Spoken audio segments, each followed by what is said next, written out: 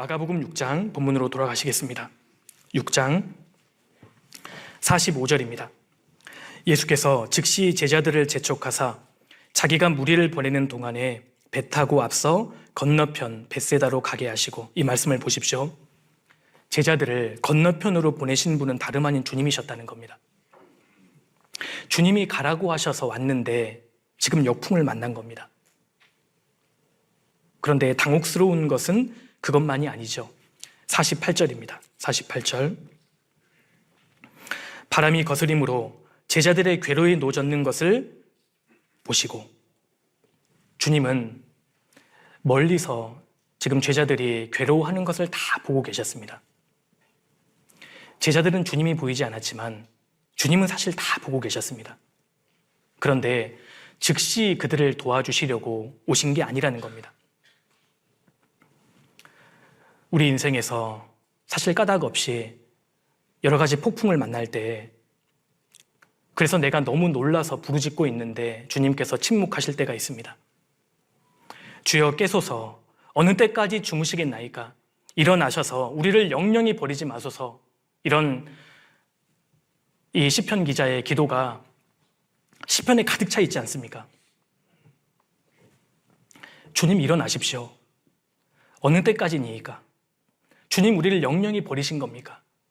이러한 고백이 정말 경건한 성도의 입에서 나올 수 있다는 겁니다. 설마 우리 주님께서 주무시겠습니까? 물론 그러실 리가 없죠.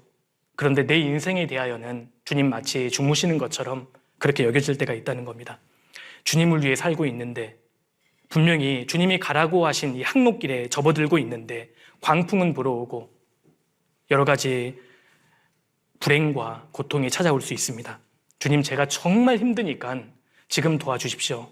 이렇게 부르짖고 눈물을 흘려도 주님 가만히 계실 때가 있습니다. 기억하셔야 합니다. 내가 폭풍을 만났을 때 주님이 응답하지 않으실 때에는 그 폭풍이 내게 유익하다는 증거입니다. 이 폭풍이, 이 고난이 내게 유익하다고 판단되실 때에는 주님이 아주 냉정해지십니다. 이 폭풍이 내게 불리하다고 판단되시면 주님은 당장 그 악에서 우리를 건져주시지만, 이 징계의 이 어려움의 폭풍들이 내게 유익하다고 판단되실 때에는 주님께서는 아주 냉정해지십니다. 내가 아무리 부르짖어도 주님 가만히 계시고, 못 견디겠다고 눈물을 흘려도 주님 침묵하신다는 겁니다. 이것을 잘 볼 수 있는 인물이 요셉입니다. 10명의 형들의 미움을 받아서 이 요셉이 정말 억울하게 이집트의 노예로 팔려갔습니다. 그리고 이 보디발의 이 집에 노예로 팔려가서 요셉이 얼마나 많은 눈물을 흘렸겠습니까? 아마 밤새 울었을 거라고 생각합니다. 그런데도 최선을 다해서 이 가정 총무가 되지요. 그런데 이상한 아줌마를 만나서 억울하게 누명을 쓰고 이 감옥에 떨어지게 됩니다. 당시 감옥에 쳐넣는 것은 죽이는 것과 마찬가지였습니다. 이 요셉의 인생이 13년 동안 철저히 하나님 앞에 잊혀진 것처럼 보였습니다. 그런데 우여곡절 끝에 결국 이 요셉이 이집트의 총리 대신이 됩니다. 나중에 요셉이 형들에게 뭐라고 고백했는지 아시죠? 창세기 45장 넘겨보시겠습니다. 5절입니다. 당신들이 나를 이곳에 팔았으므로 근심하지 마소서, 한탄하지 마소서. 하나님이 생명을 구원하시려고 나를 당신들 앞서 보내셨나이다. 요셉은 알았던 겁니다. 하나님께서 내 인생을 보다 더 큰 원대한 계획을 가지고 나를 다루고 계셨구나. 요셉은 나중에 알았습니다. 우리가 알거니와 하나님을 사랑하는 자, 곧 그 뜻대로 부르심을 입은 자들에게는 모든 것이 합력하여 선을 이루느니라. 요셉은 알았습니다. 요셉은 그 당시에는 자기가 왜 이런 인생의 코스를 겪어야 하는지 알지 못했습니다. 요셉이 두려워하고 눈물을 흘리고 있을 때 하나님은 철저히 침묵하셨습니다. 13년 동안 요셉이 기도 안 했겠습니까? 아마 날마다 기도했을 겁니다. 그런데 하나님께서는 철저히 침묵하셨던 겁니다. 왜냐하면 거기에 하나님의 선하신 목적과 섭리가 있었기 때문입니다. 하나님께서 이스라엘 민족 전체를 구원하시려고 대표로 한 사람 인생을 굽으로 뚫어 놓으셨던 겁니다. 하나님이 우리를 구원하시려고, 하나님의 생명을 구원하시려고 나를 앞서 보내셨습니다.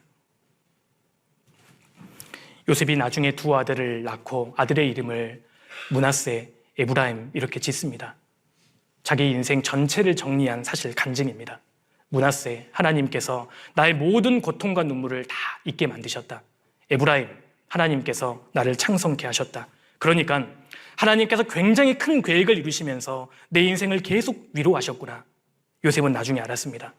13년 동안 들리진 않았지만 사실 하나님께서 배후에서 계속 요셉을 이렇게 위로하셨습니다. 안심하라. 내니 두려워 말라. 우리도 마찬가지입니다. 내가 구원을 받고 주님 뜻대로 살아감에도 불구하고 여러 가지 역풍을 만날 수 있습니다. 정신을 차릴 수가 없습니다. 1년이 가고 2년이 가도 좀처럼 해결될 기미가 보이질 않습니다. 하나님께서 내 인생에 대하여 고개를 돌리신 것만 같은 그런 의심에 시달릴 때도 있습니다. 내가 지금 정신을 차릴 수도 없고 해답을 얻을 수도 없지만 모든 것을 합력해서 선을 이루시는 하나님의 큰 계획이 있음을 믿어야 합니다. 그래서 시간이 많이 걸릴 수도 있습니다. 오늘 내일 당장은 내가 많은 눈물을 흘릴 수 있지만 하나님께서는 보다 더 큰 계획을 이루시면서 내게 이렇게 말씀하십니다. 안심하라.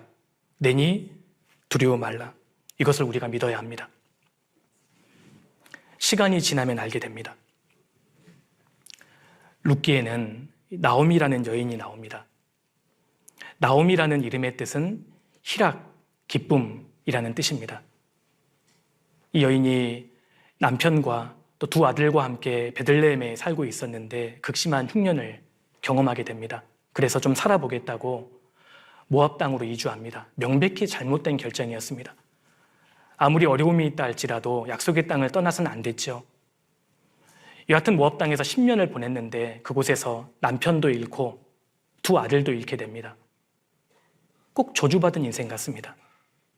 이 나오미처럼 기구한 인생이 어디 있겠습니까? 나오미가 나중에 이렇게 고백하죠. 여호와의 손이 나를 치셨다. 그러니 나를 나오미라 칭하지 말고 마라라 칭하라. 나를 더 이상 희락, 나오미라 부르지 말고 마라, 쓰다, 고통이란 뜻입니다. 내 인생은 쓰다. 내 인생은 그야말로 고통이다. 이렇게 고백합니다. 나오미는 두려워하고 절망하고 있었습니다. 그런데 룻기를 읽다 보면 모든 것을 합력해서 선을 이루시는 하나님의 손길이 나오미에게 있었음을 우리가 믿을 수 있습니다. 왜 나오미에게 그런 불행과 고통과 눈물이 있었는지 당시에는 아무도 몰랐습니다. 나중에 이 나오미가 둘째 며느리와 함께 고향 땅에 돌아오는데 그 며느리가 룻입니다. 나중에 룻이 보아스를 만나서 재혼해서 낳은 아들이 오벳입니다. 오벳이 누군지 아시죠? 위대한 다윗 왕의 할아버지입니다. 결국 하나님께서는 이 과부 2명을 통해서 이스라엘 왕통을 잇고 계셨고 더 나아가서 예수 그리스도께서 이 땅에 오실 길을 닫고 계셨다는 겁니다. 만약에 나오미가 그런 끔찍한 비극을 경험하지 않았다면 예수님의 족보에 그녀가 들어올 확률은 거의 없습니다. 하나님께서는 그와 같은 폭풍을 통해서 예수님 오실 혈통을 준비하고 계셨다는 겁니다. 너무나 엄청난 계획이었기 때문에 그 당시에 나오미도 몰랐고 주변에 있던 아무도 알지 못했습니다. 나를 나오미라 칭하지 말고 마라라 칭하라. 그런데 아십니까? 룻기는 끝까지 나오미를 나오미라 부르고 있습니다. 하나님은 한 번도 나오미를 마라라고 부르신 적이 없는 겁니다. 나오미는 끝까지 희락이었습니다. 하나님은 나오미의 이 거대한 폭풍을 통해서 계속 나오미를 위로하고 계셨던 겁니다. 안심하라. 내니 두려워 말라. 구원받은 성도들 중에는 고통하는 분들이 참 많이 있습니다. 주님 뜻대로 살아감에도 불구하고 눈물이 마르지 않는 인생을 사시는 분들이 참 많이 있습니다. 그런데 그 폭풍 속에서 우리는 분명히 믿습니다. 나의 모든 것 되시는 주님은 지금도 여전히 나를 사랑하시고 지금도 나를 도우시기 위해서 내게 걸어오고 계십니다. 그리고 내 인생을 이렇게 위로하십니다. 안심하라. 내니 두려워 말라. 그러니 성도는 이 세상을 살면서 안심해야 하고 사실 두려워하지 말아야 합니다. 내 인생에 거대한 폭풍이 다가올 때일수록 담대함을 잃어서는 안 됩니다. 환난 날에 낙담하면 내 힘의 미약함을 보이는 것이라고 말씀하셨습니다. 험악한 세월을 살면서 여전히 역풍이 부는 바다를 건너는 우리가 담대함을 가져야 합니다. 사실 폭풍은 하나님을 가장 가까이에서 경험할 수 있는 기회가 되기 때문입니다. 우리가 절대 버리지 말아야 하는 마음 중에 하나가 담대한 마음입니다. 성도는 안심해야 하고 두려워하지 말아야 합니다.